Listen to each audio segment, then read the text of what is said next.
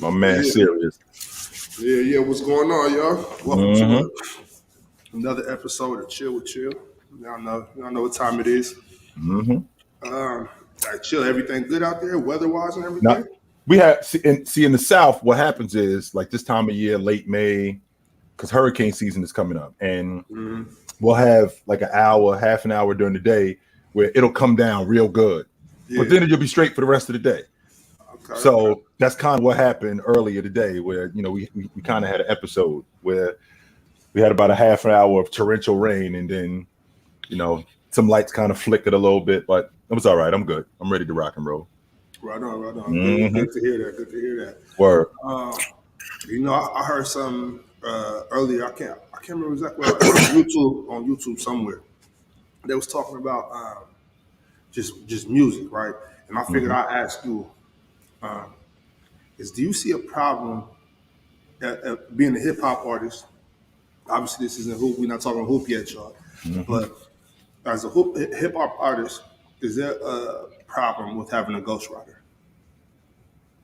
Yes, and the reason why is because hip hop, rap music, that's the purest form of artistry, and when you could write a song for a singer. Your skills as a rapper, that's you. That's everything that you are, right? So if I'm a rapper, my rhymes are everything because my rhymes are my life story. And if I could rap, the essence of rap music and the essence of hip hop is battle rap. So when you get into a battle with somebody, your stuff has to be original. We call those people back in the day, we call them biters.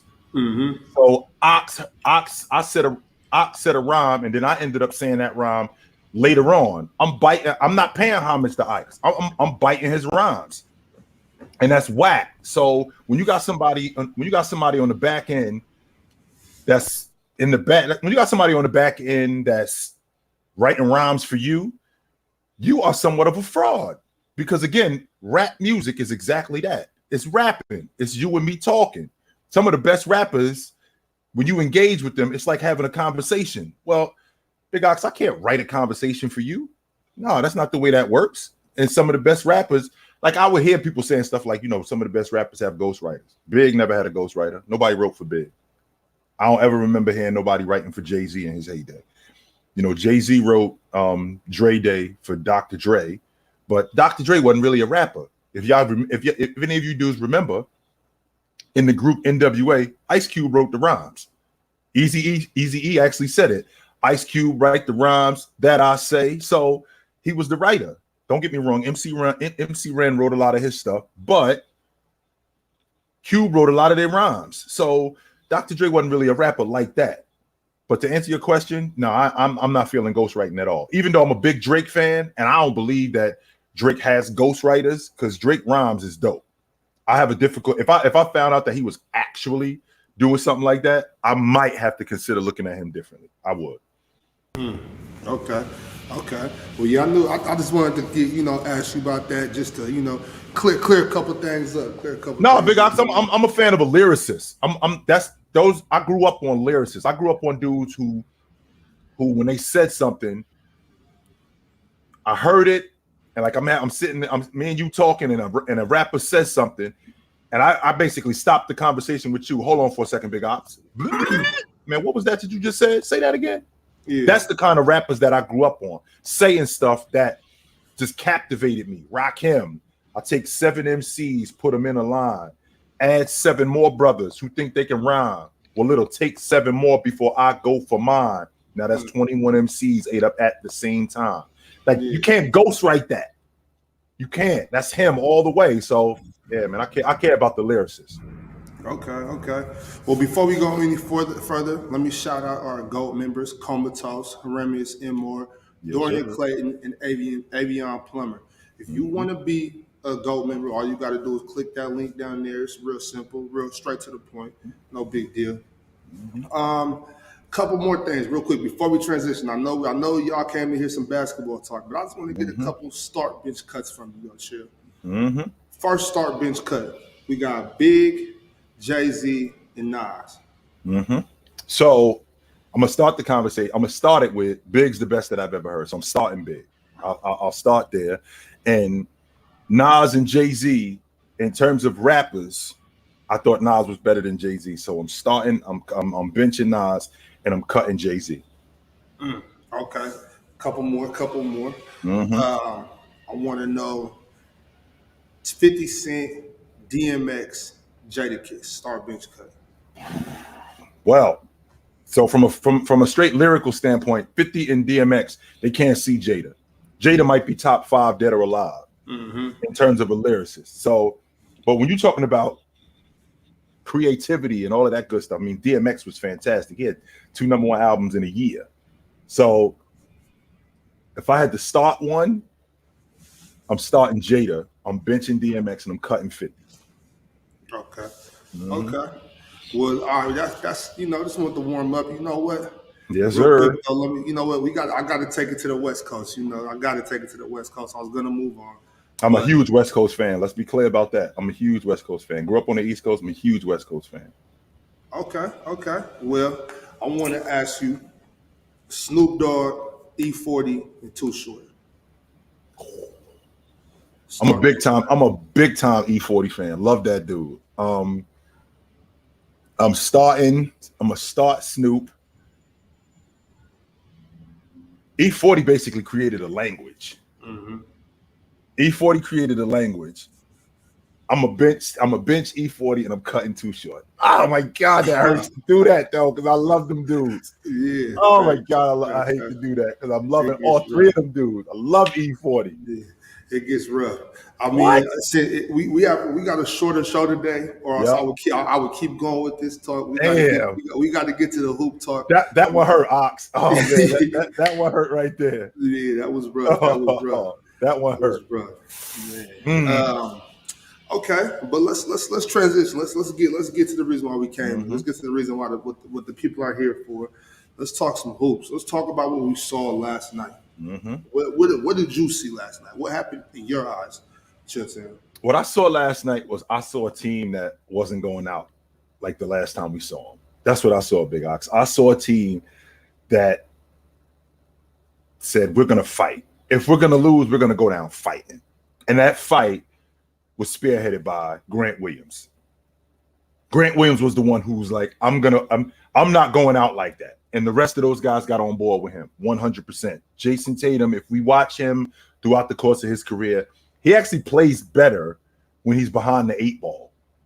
Now we got to get better production out of we got to get better production out of Jaylen Brown in terms of him scoring. He's doing a lot of other stuff, but he's got to play better in terms of him scoring the basketball. Al Horford, I thought they did a good job in getting Robert Williams the basketball around the rim. I thought that was good because I thought that put a lot of pressure on their defense on their interior defense. I thought they did a good job at doing that.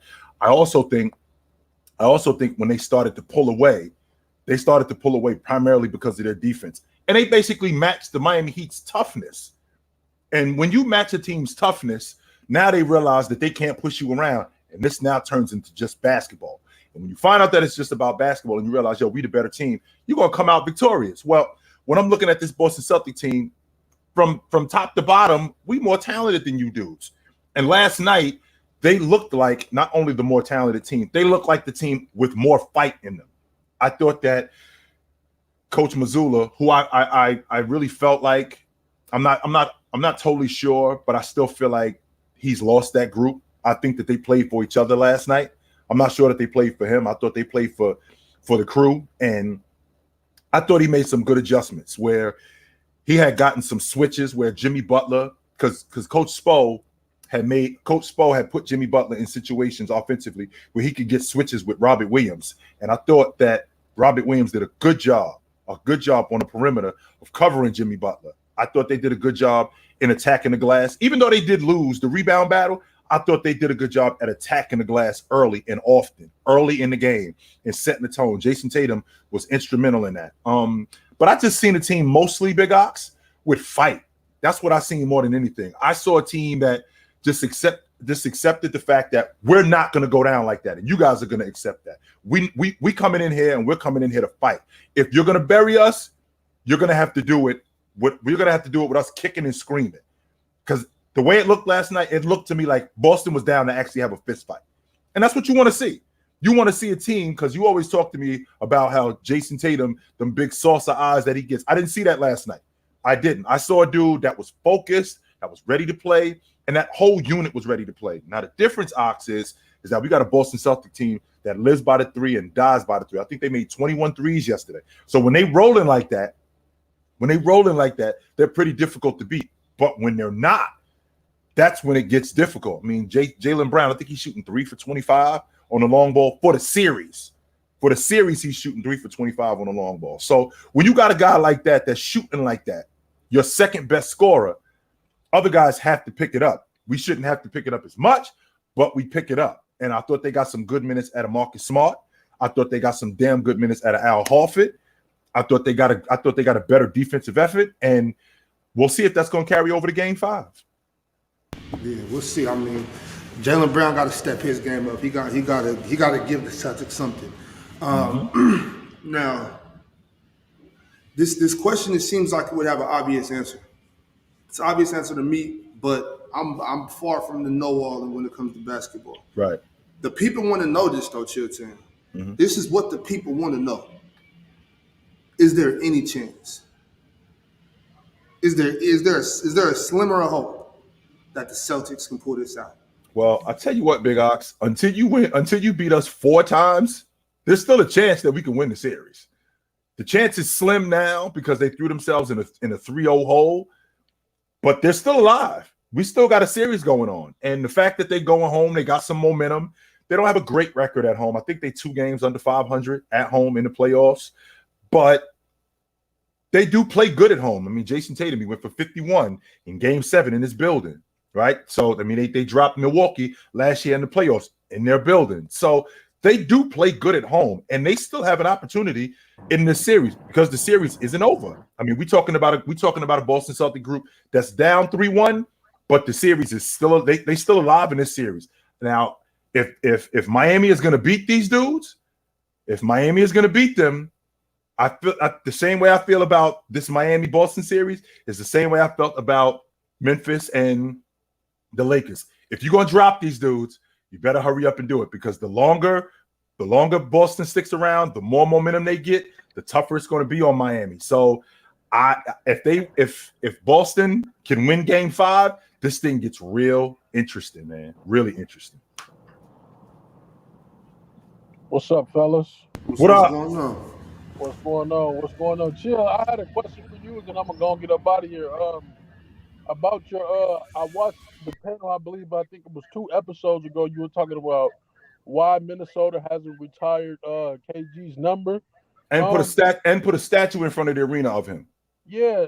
So if I'm not mistaken, I'm from Minnesota. So if I'm not mistaken, I believe he was promised in 2015 before Flip Saunders died. I believe he was promised some type of ownership in the organization. That's why he came back. That's why he came back and played. Yeah, and I guess that backfired. So he said that Glenn Taylor broke his promises, and he views Glenn Taylor as a snake. So he said until Glenn Taylor is not the owner no more, he won't get his jersey retired until he leaves. Now, if I'm not mistaken, they got new ownership. If I'm not mistaken. Yeah, but yeah, Glenn still owns the team. I believe the new ownership doesn't kick in until 2024. So 2 more years. Yeah. So until he's gone, KG done made it like he's firm on like he don't want no partner of the organization with Glenn Taylor at the helm. Okay. But this is so apparently once Glenn Taylor is out as the owner, this is going to happen though. Oh yeah, for sure. Yeah, for sure. Okay. Yeah, he already said it. Like soon as Glenn Taylor's gone, he'll get his jersey retired. I mean, we're talking about the best player in the history of your organization. Oh yeah, right. Sure. We're talking about a top 3 power forward all time, not just a top 3 power forward in Minnesota Timberwolves history, a top 3 power forward all time, the best player in the history of your organization. The only time Minnesota has ever been out of the first round of the playoffs has been with KG. He's the only league MVP y'all ever had, right? The only defense, I think he was the only all-league defender. He's the only all-league defender that y'all had too. So when I think about KG, a lot of people talk about him with the Boston Celtics. I'm like, yo, he played 12 years in Minnesota. How can you forget that? Yeah. 12 years he played up there. Yeah, and I truly feel like Chill Town, if Sam Cassell didn't injure himself, man, in the semifinals against the Kings, man, we had a good shot. We would have had a good shot against Lakers. We probably wouldn't have beat them because Kobe and Shaq was just on another level, but we would have made it tough for them for sure.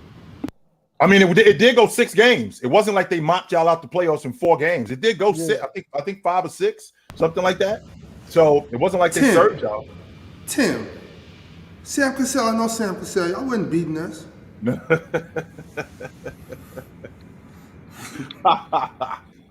Word. Good to talk to you, brother. I appreciate you. No doubt. Yeah, all right, Tim. Doubt.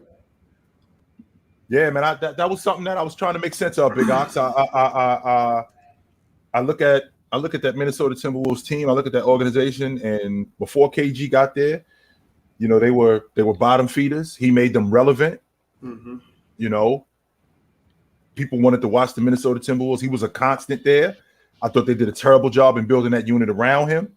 Mm-hmm. And when they finally got some pieces around him, some legit pieces around him, they actually made a legit run. So I think to this day he's the best player in the history of the organization.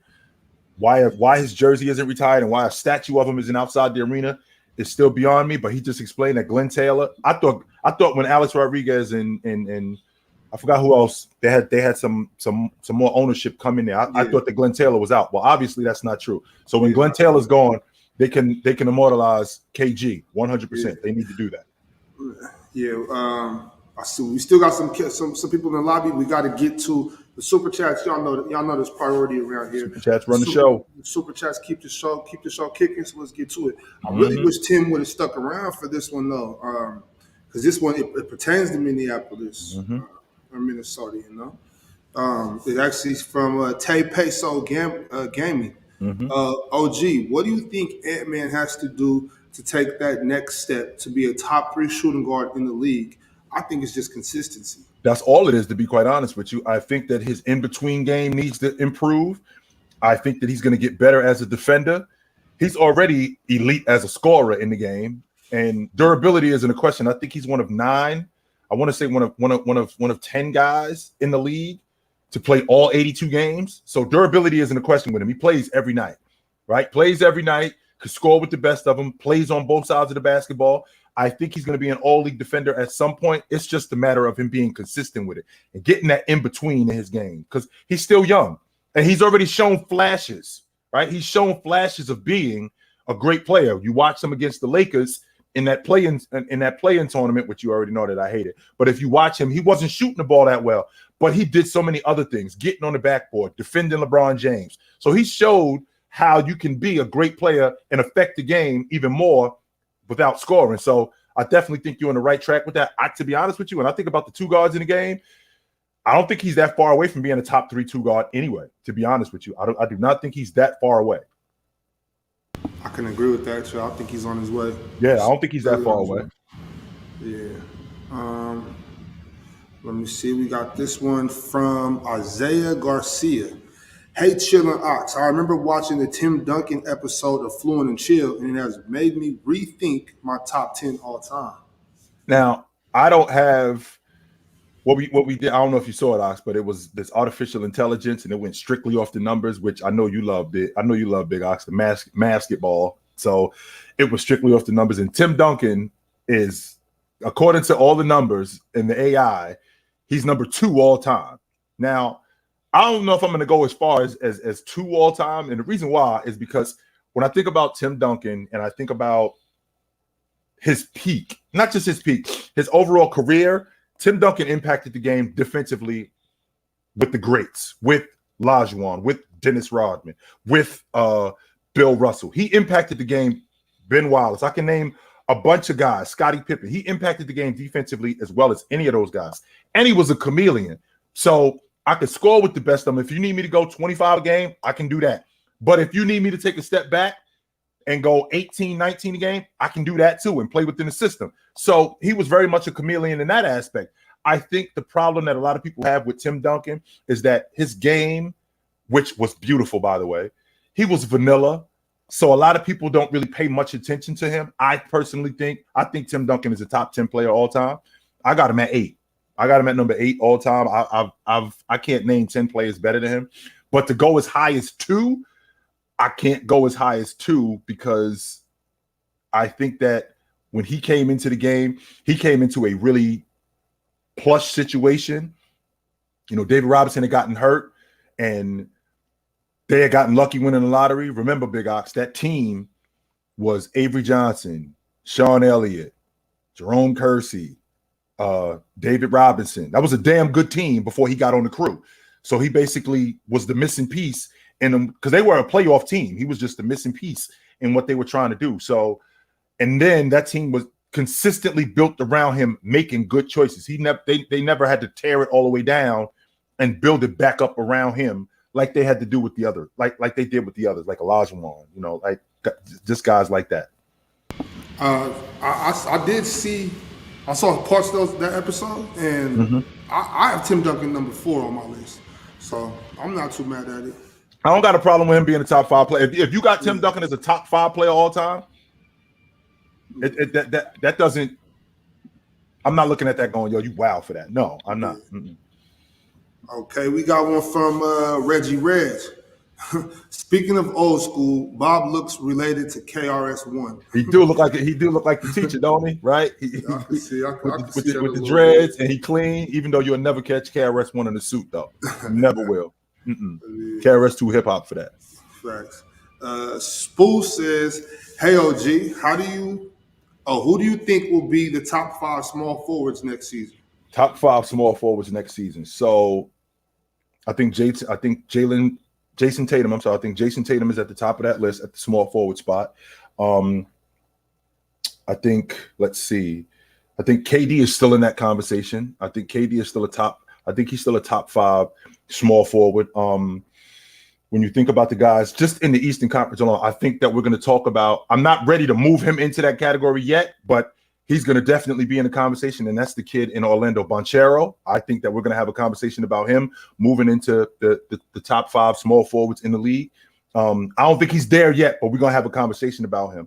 Luka actually plays the small forward, but Luka plays the league guard, so he's not a small forward. Let's see other small forwards that are in the game. James is still a top 5 small forward at 38 years old. James, Jayson Tatum, KD. Let's see. Who else am I thinking about? Those are the guys that I can think about off the top of my head. Got Brandon Ingram.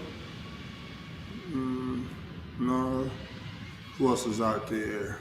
I'm trying to think of all the small.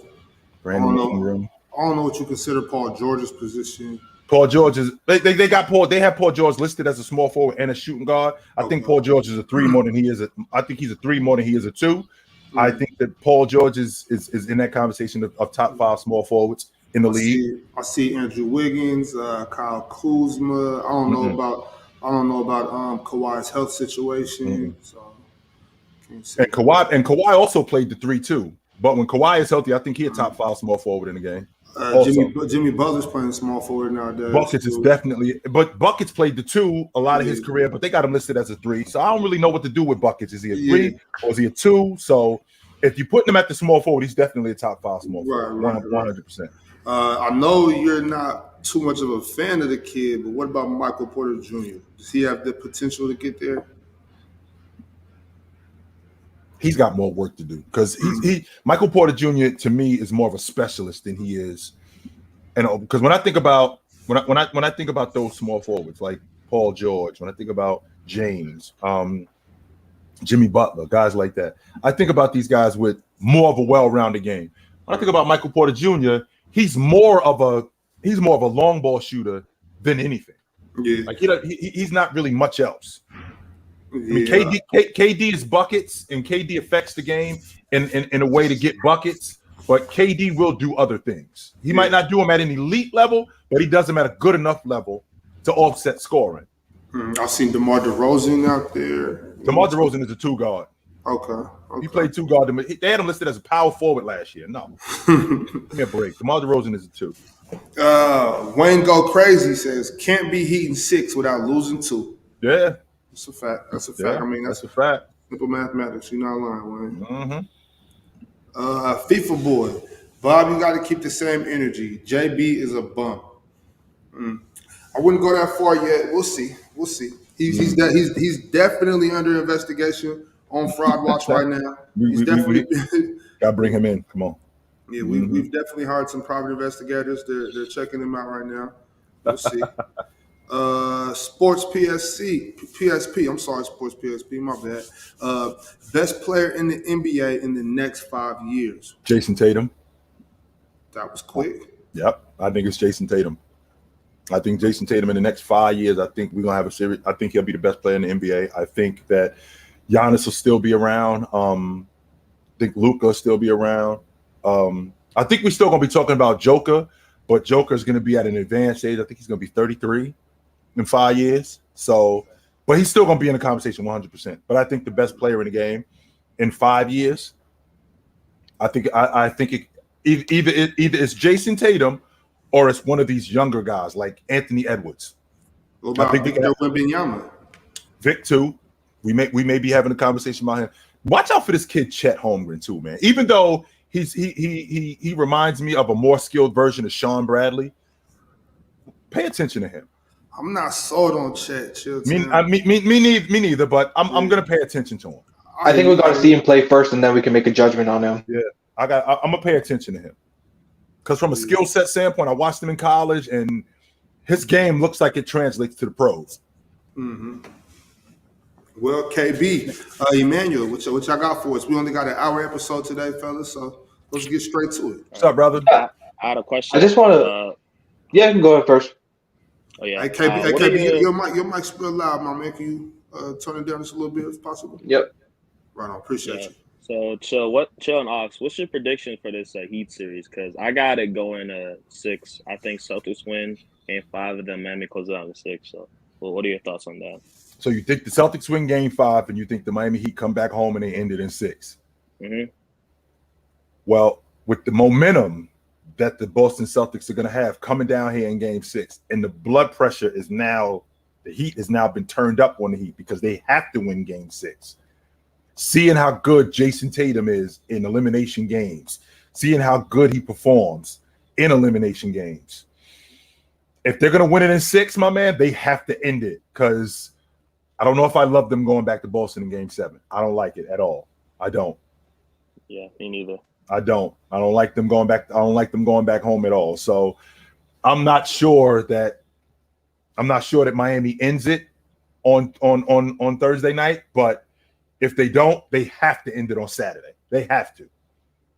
Yeah, you can't just let a team stick around for that long, and you never know what happens. Nope. Yep. So my question is, or my thought is that I was just thinking about it, and I was thinking about Jimmy Butler, and I was thinking about his time with the Sixers, and I came to this epiphany that the reason that the Sixers have failed for all these years is because they have set a process, their attitude and their culture that the franchise has is that they're afraid of adversity and they're made this soft process. The way I look at it is because, like, for the longest time, they babied Joel Embiid, they babied Ben Simmons, they babied Markelle Fultz, and then when they failed, they threw them under the bus. And I think what really made me come to this was the whole Jimmy Butler situation I was revisiting in 2019 after he was let go. Because I was looking at it, and when he went on the JJ Redick podcast, he was talking about it. When they were in that film room, he was the only one to raise objections. He was talking. He was the only one who stood up and talked about, like, hey, I don't agree with this. I don't agree with anything. He was the one guy who, to all corner reports, was hard on the players.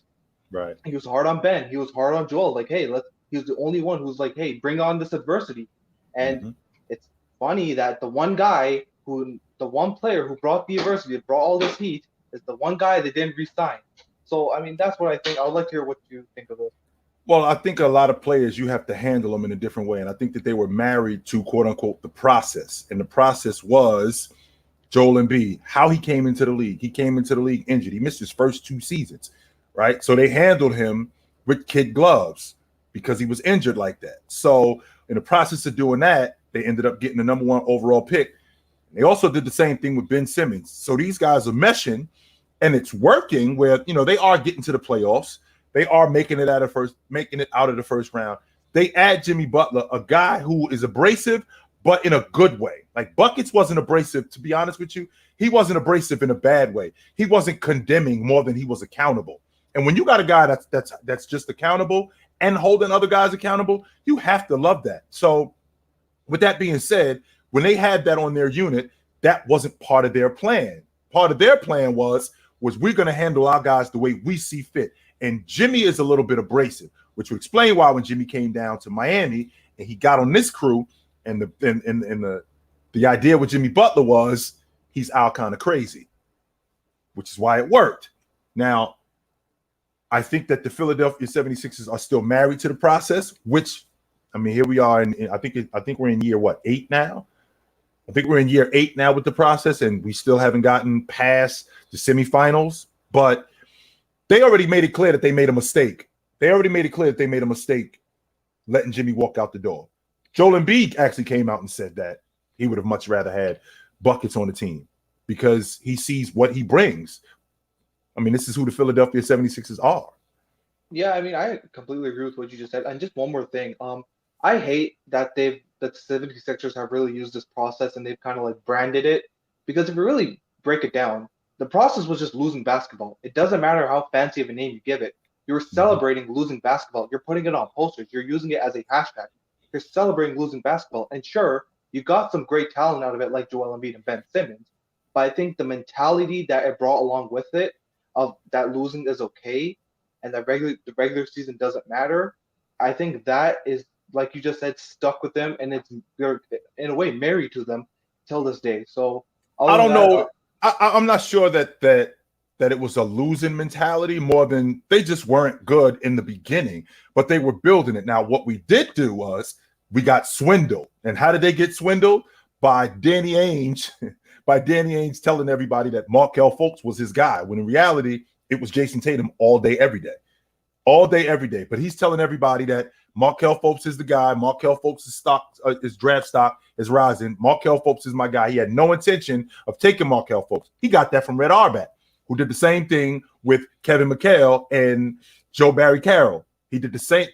Red Auerbach did the same thing with him. That's where Danny Ainge got it from. So they got swindled in that aspect, and that kind of set them back a little bit.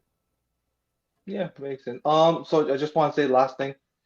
Not only you guys, but all of Players' Choice, your coverage throughout the NBA playoffs has been a complete W. It's been perfect. I just want to say it's been very entertaining to watch you guys. Keep it up, man. And I hope forget about 100K subs. Hope you reach 1 million subs on YouTube, man. We trying, brother. No doubt. We trying. We appreciate that, KB, from everybody in the Players' Choice family. Thanks a lot for that. Yes, sir. All right, man, appreciate it. Have a good one. I got to go. Yes, sir. Good to talk to you, brother. Yeah, Ox, that whole process, man.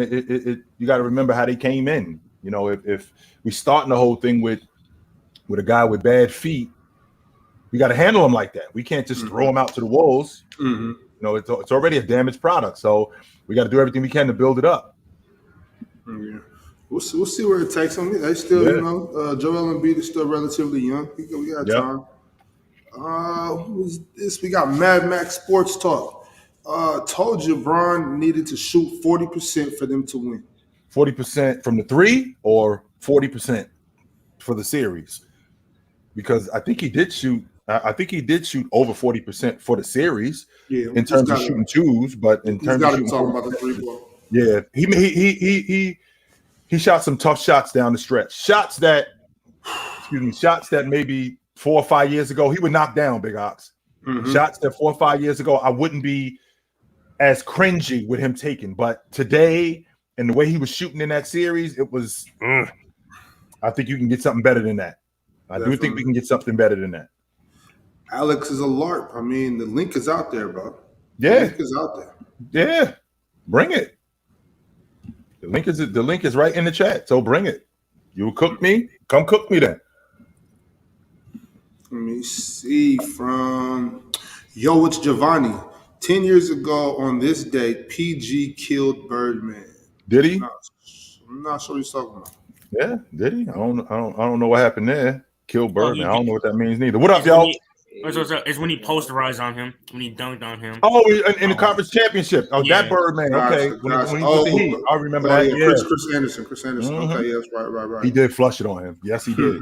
He absolutely flushed it on him. Looking fresh, Yep. Big Ox. I appreciate that, Dev. Appreciate that. What's going on with you? What's going on with you fellas? How y'all living today? Well, what makes me frustrated about the game, because when I saw what the Celtics did, they should have been doing that. The way they was moving the ball around, they made the schemes, the way they was tagging their zone, the way they was playing the heart. I felt like they should have been did that, and that's why I'm kind of frustrated with the Celtics. I'm happy they didn't get swept, because I don't want to see no team go out like that. But it's kind of frustrating because when I see them play, I'm like, you're a lot better than what you're showing right now. I'm giving all the credit to Miami. No discredit to Miami. They're serving them, and when you're serving them, you get all the credit. But in Boston case, I feel like the way they was attacking that zone schematically and playing in the mismatches, attacking, they should have been did that in the first 3 games. What's your thoughts on that?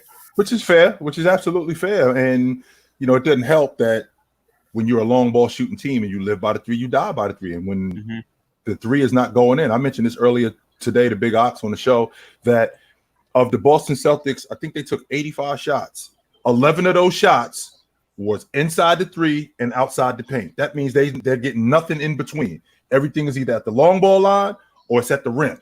Now, when you're not in the mid range, you can't manipulate the defense. When you're at the rim the majority of the game, and you don't have a guy that can score at the rim consistently, it's really not that difficult to guard. As opposed to when you got guys in the mid range, that opens up the floor even more when you shoot in the long ball. As opposed to when you're not in the mid range, the game is either at the long ball line or at the 3. All right. That's not that difficult to guard. Right, yeah, because you want to go? Oh, you want to go, bro? I was gonna let you go. I just had a question about that. They had the same offensive game plan throughout the entire series.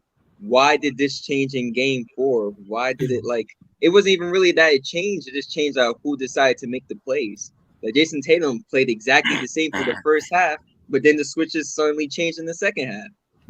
They all still shot a ton of 3s. That didn't still change. They did that for the entire series. So why did that really change? Was it the boards? Because they were grabbing a lot of boards. Well, it wasn't really the boards because they got out rebounded, right? They got out rebounded. Yeah. They got out rebounded they got out rebounded by the Miami Heat. The difference is exactly what we just got finished talking about. They were making shots.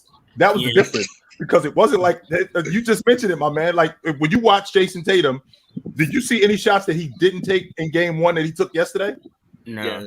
He shot the same shots. I think he did play in the mid-range a little bit more. He might have took 1 or 2 more shots in the mid-range. But other than that, for the majority of the game, the same shots he shot in game 1, the same shots he shot in game 2, which, by the way, in the first 2 games, he was averaging 27 a game in the first 3 quarters, shooting the same shots. The difference last night was the fourth quarter. And not just the fourth quarter. The difference last night was, as a unit, they were making shots. Yeah. The offense hasn't changed. Like you mentioned, it's not like they got a new scheme and they got a different offense. Okay, we're gonna run this up. No, they're still running the same thing. The difference is now that shots are falling. When you're a team that lives by a certain thing, when this doesn't work and you don't have a plan B, this is what you look like. Gotcha, and I agree. I think even if the Celtics still lose this series, I feel like they should, like what you said, if you have the ingredients, don't break it up. I don't think this team needs to break it up. Even though I would love to have JB on my team, the Hawks, I feel like the Celtics need to do everything in their power to keep this core together, because you got the ingredients.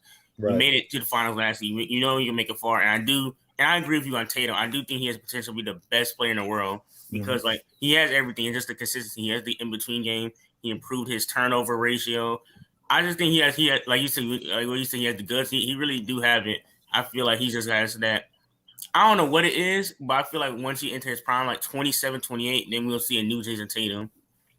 I think it's growing pains more than anything, my man. When you learning something, and not only are you learning something, it's on the job training. It's not like, I get to screw this up and okay, we'll try it again tomorrow. No, he's under constant pressure.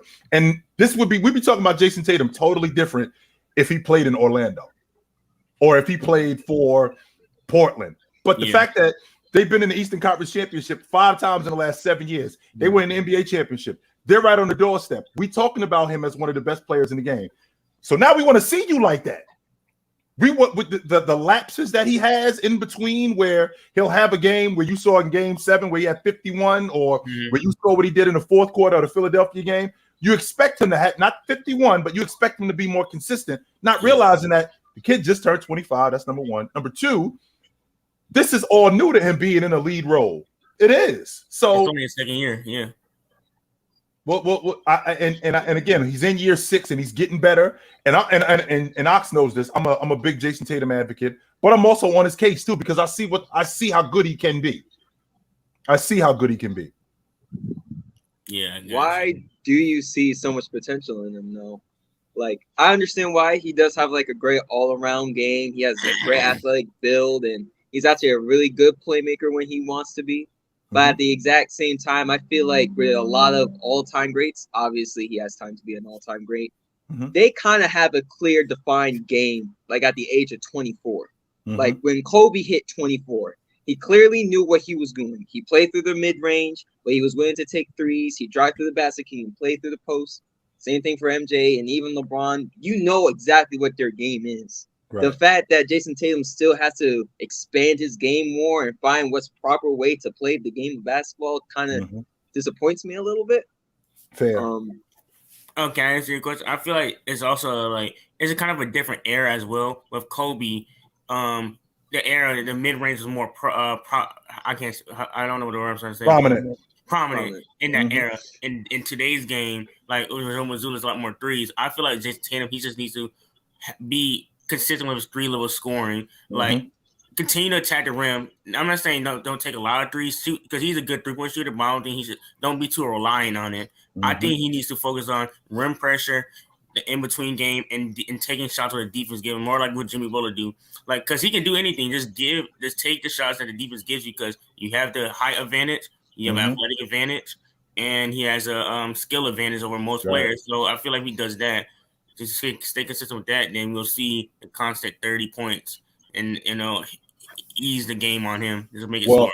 To answer your question, man, about what I'm seeing. So usually when you see great players, you see other great players in them, certain traits where, this guy reminds me of this guy reminds me of this guy, and he can possibly expand his game in addition to having what this guy has. And what I see when I watch Jayson Tatum, he looks to me like a less athletic, but just as skilled, maybe even more skilled version of Tracy McGrady.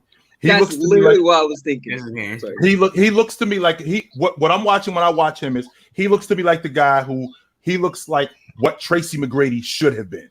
That's what he looks like he's on his way to being right now. That's why when I watch him, I'm thinking, I see the goods. I see it all there. Just like I saw with Tracy McGrady. The problem with Tracy McGrady was, and we didn't notice, that he was made of glass. We ain't know that, right? And that he couldn't hold up. If he could have, this is what Jayson Tatum is actually looking like. He's looking like what Tracy McGrady could have been. I see him improving defensively. I see his ball handling improving. I see his ability to score improving. I watch him in the mid-range, and I'm thinking, if you can now I can appreciate your logic about defining games where this is my game. I'm in year 6. I always felt like by year 5, this is probably who you are, right? But with that also being said, there is expansion in your game, because if I'm not mistaken, LeBron James later on added a 3-ball to his game. Later on, where it became respectable, right? He added that mid-range. Bryant did the same thing as he got older. He added that low post to his game. Jayson Tatum, it's just a matter of implementing that mid-range into his game. And once he implements that more, because I think he works on it, it's just a matter of implementing that more into his game. And if he does, I think he's a top 3 player for the next 5 to 8 years, yo. Yep. No, that's great. Well, fellas, we got to keep it moving. We appreciate y'all for jumping on. Great questions, great points. See y'all. We'll see y'all Saturday. What's next graveyard shift? See y'all. Thank you. Probably tomorrow night, Dev. Got you. All right, salute y'all. All right, y'all. Oh wait, I do got a question though. I do got to run, Kyle. We only got 2 minutes. We'll catch you again soon. Saturday. We'll catch you again soon, brother. So, real quick, let me get to the rest of these super chats, and then I gotta ask you a couple more questions. The people need to know this, Chill. They want to know. Mick Robinson says, "OG, I saw your TikTok about Bron saying he's better than 90% or 95% of the league. You asked everyone, name 25 players better than Bron. You can name 10, but once you get to naming the next 15, it gets tricky. Well, when you think about how many players are in the league, what are we at? I think somebody mentioned like 400. I said 400. Yeah, I said 430. It's something like it's something like 450. So that means that 10% of 450 is 45. Mm-hmm. I'm willing to bet every dollar that I own that you can't give me 45 players in a game better than James. That's 90% of the league. It's a good bet. I'm willing to bet every dollar that you can't give me 45 players better than James. Now, when you get to 95%, now we're talking about top 30. I'm not sure you can name 30 players better than James. I think it gets tricky there. So is James what he used to be? No, he's not. Like the best player in the world, the second best player in the world. Is he that anymore? Nah. But to say that he's not a top 20 player, good luck. I'm very interested to give me 25 players better than him, 20 players better than him. Nah, yeah. I ain't buying it. Yeah, nah, I'm definitely not buying that. We got this one from Arolo555. I think SGA will be the best player in 2-3 years. I don't think he's going to be better than Tatum. Tatum is bigger. Tatum is just as skilled. Tatum is just as good a scorer. I think Tatum's defense has improved a year. I think that Jayson Tatum, I think SGA is going to be in the conversation. I'm not sure he's still going to be in Oklahoma City in the next 3 years, but I think that there's going to be a conversation. I think SGA is going to be in the conversation, but I think Jayson Tatum in the next 3 to 5 years, I think he'll be the best player in the game. I do believe that. Okay. Before we pull anybody else up, I want to know, Chill. Let's transition. We talked about the Eastern Conference. What happened last night? Who's going to win that? We did that. Let's bring it back out west. We already know who won the West. Denver handled their business. They got it taken care of. They're waiting for the East. I want to know from your mind, how are they preparing for the finals? I'm pretty sure they're thinking Miami's going to win, but I don't know. So, it's kind of up in the air still. What is Mike Malone doing right now to prepare his team for either one of these next opponents? What's going on? To be honest with you, I think that he's looked at film because he only played the Eastern Conference twice. So he's only played Miami twice. But I think and he's only played Boston twice. But I think what he's doing more than anything is he's focusing on his unit and how they play. This is our formula. He's got an 8-man rotation. Not only does he have an 8-man rotation, he's got a big guy who gets on the backboard.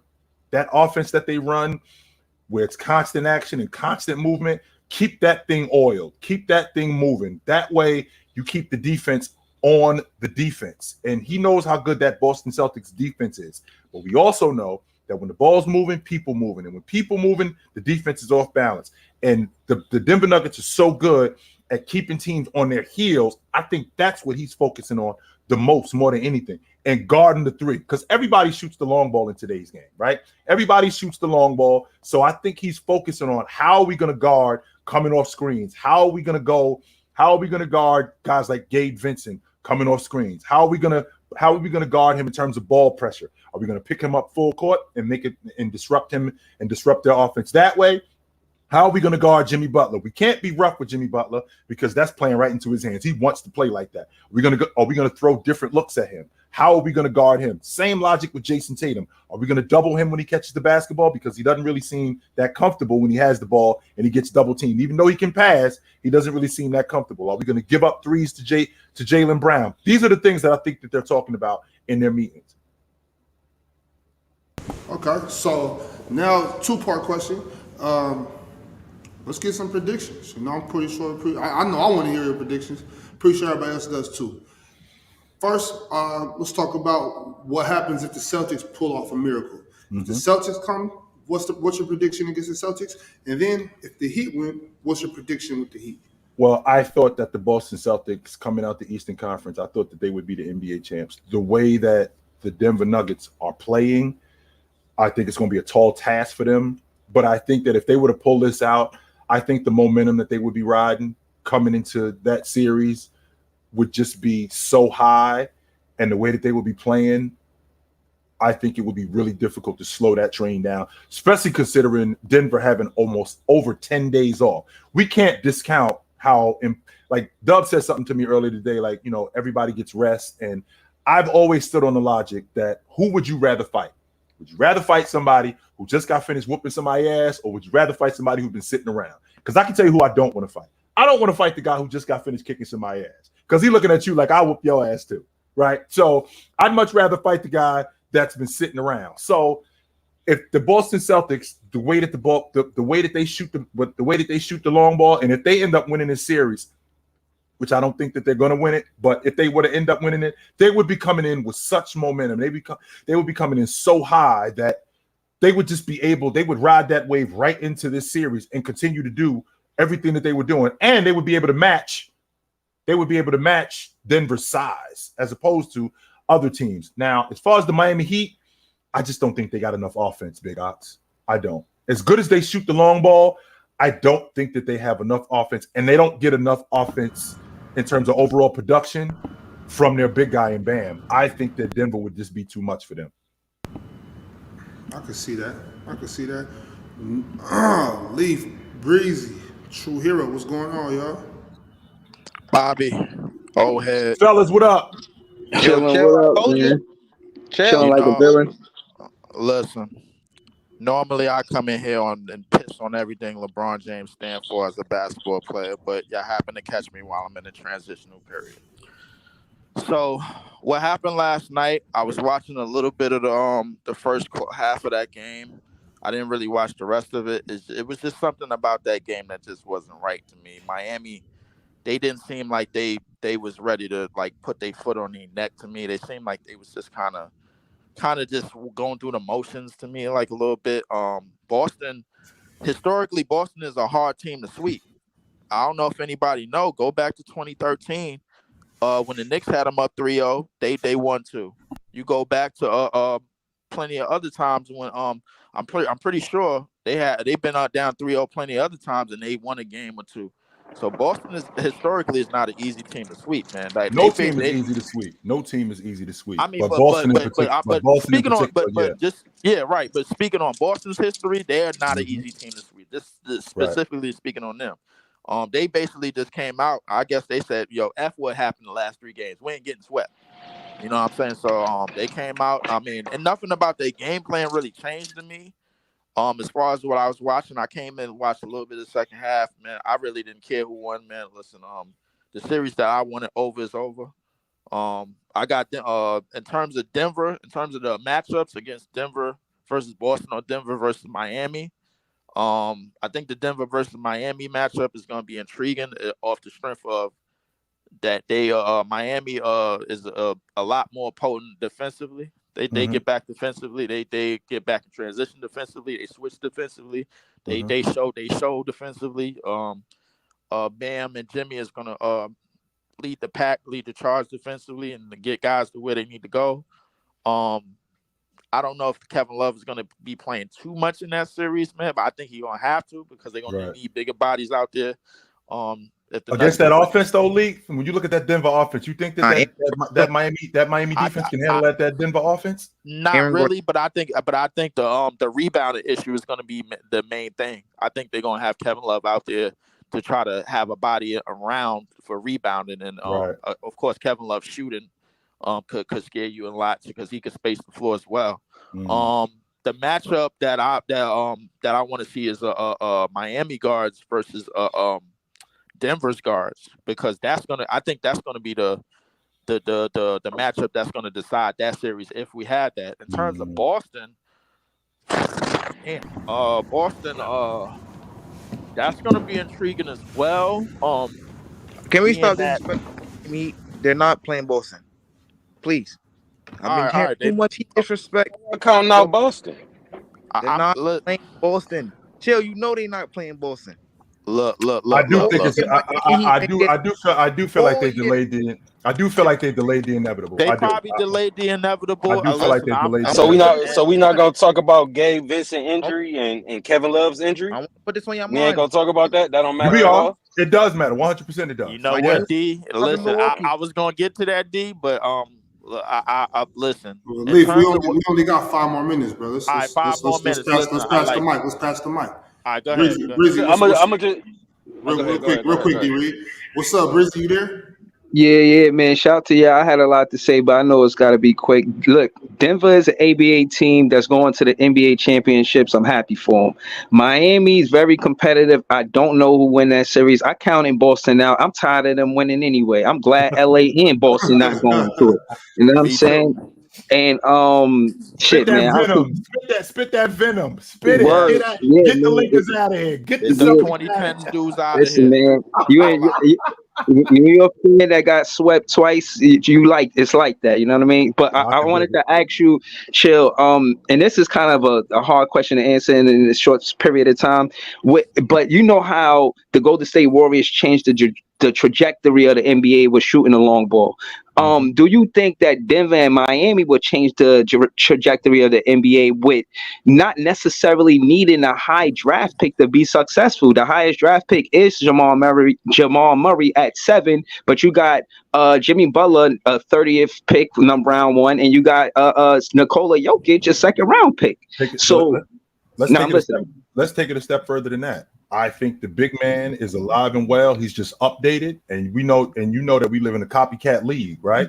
So now with Nikola Jokic, the way he plays, now what's going to happen is if you remember when Shaq was running around, teams would load up big men just to deal with him.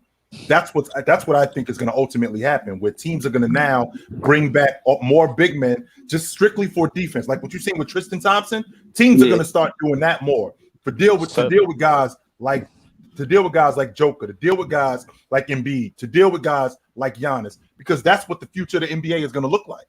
So you think you're gonna see more Bam Adebayos, more Rudy Gobert's, more like that's the way the league going. You got to not Bam Adebayos. I'm thinking more Scott Pollards and let's see, Brad Miller's. Just bodies. That's it. That's because if you look at that offense in Denver, it's a copycat league.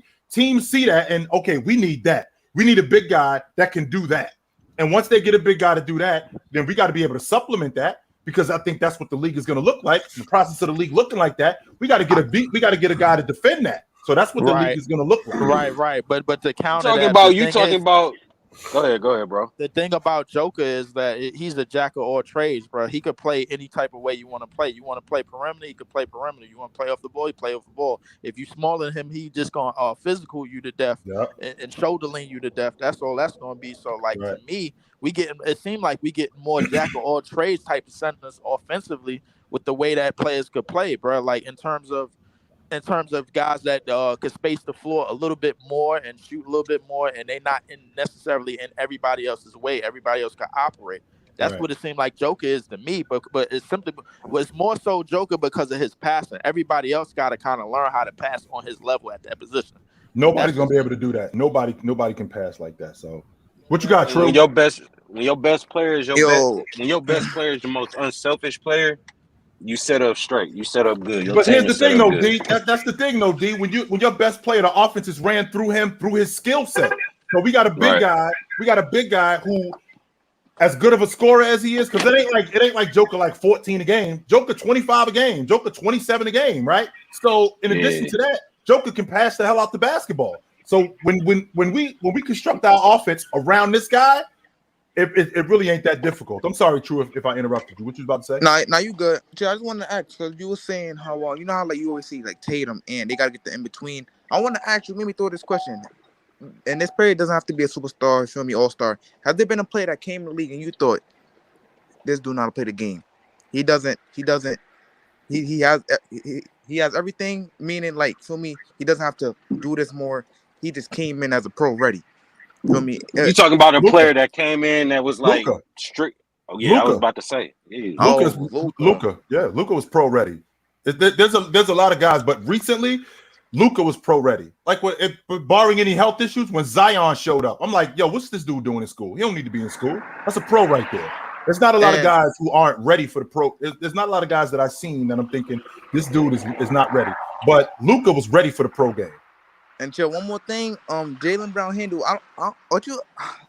What does Jaylen Brown need to do? Like, do he need to call up Kyrie? Hey, yo, let's work on some ball. What you think? Because Chill, every time I watch him, it gets off his foot. He needs to stop dribbling with his head down. That's his problem. I'm like, that's really what it is. Tatum got the same problem. They dribble with their head down. Like, It's crazy. Like with the that's all it is. With the I amount feel like of it's some off-season work they need to like. Feel me? So of course he you don't need a get. co-op Curry. He don't need a co-op Curry. No, because his handle ain't never gonna be just, as nice. His handle never gonna be as nice as Herb. No, it's never gonna be that nice. Right. And I want to say one thing about Jayson Tatum too, Chill, that I seen last night. It was 2 plays. I don't know if you remember them. It was one play in the third quarter after he hit the 2 threes. One play he come off a pin down, free throw jumper, cash. The next possession, he get the ball probably 2 steps in front of the 3-point line.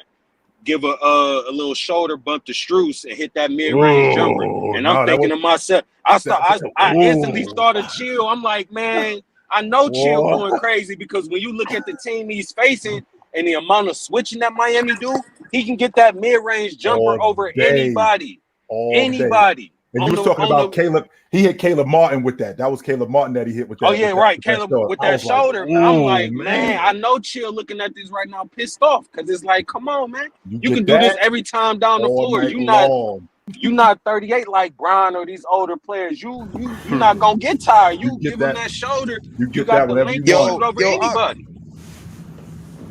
What's up, True? I wanna test Chill name 25 players. And Chill. When people be naming players you think better, you normally be like, I don't know. If you don't think this player is better, don't put him on the list. Okay? So better than who? Better than who? Hold on, True. You about to list 25 guys right now? I'm gonna try to name 25 players. I'm gonna see how far you go. You got to make it quick, bro. We got literally 60 seconds. Go ahead. Embiid, Giannis, Tatum. Nah, this is where it gets tricky already. Is he better than Book? Who you talking about? That was quick, bro. That was quick. Who are we talking about? No, do y'all think he's better than Devin Booker? Yes or no? Who is better than Devin Booker? You talking about Bron? LeBron. Yeah, Bron. Because the way Book been playing this playoff, I think going into next season he will be better than him. Okay, let's keep going. Tatum, Luka. No. Curry. No. Okay. Is he the best? Is he better than AD? Is he the best on his team?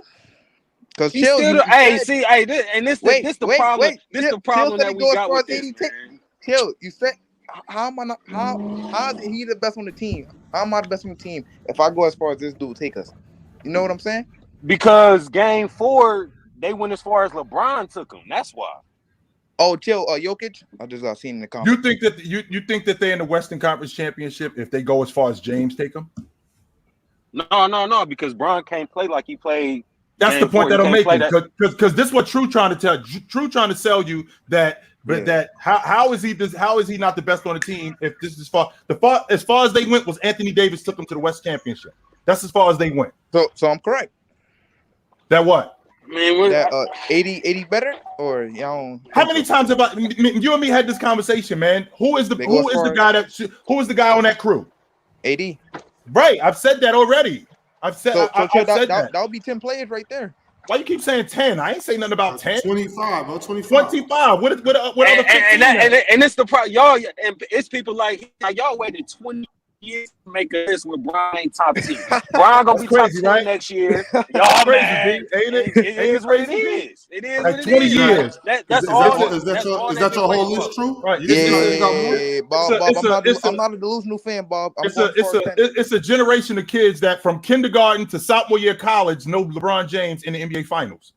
But that's how long it took. That's how long it took these. That's how long it took dudes to figure out that James ain't a top 10 player. And I'm fine with saying Bron not even top 10. He could be a top 12, 13. We talking about a 39-year-old. That's no slight to him at all. In my opinion. You feel me? So I don't. You got Bron in the top 15, and he number 15. I don't got no problem with that. I ain't sitting here. I'm not sure that Devin Booker is. It's a difference between Devin Booker playing better and being a better player. Than James. Comment real quick. Katie forgot. Katie too. James better than him. Damn, and Katie younger too. And Katie younger. James always been, Bron always been better than Katie. James better than him. Always. I'm straight. Fellas, I know we could do this all day, but we got to go, fellas. Unfortunately. Salute. All right, later. Good looking, OG. I'll let you, fellas. We appreciate y'all 100%. For sure. Appreciate everybody that pulled up, everybody that showed some love, everybody that viewed the show today.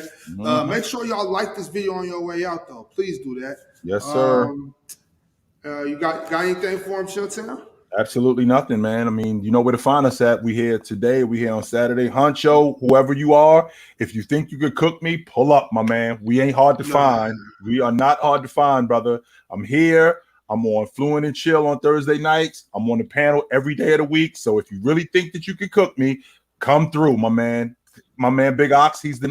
Big Ox is the man at the door, and he lets you in. So come through, my man. All I do is check ID and let you That's on all in. he do. That's what my man Big Ox do. So if it's really like that, come through. We don't duck smoke around here. No, we do not.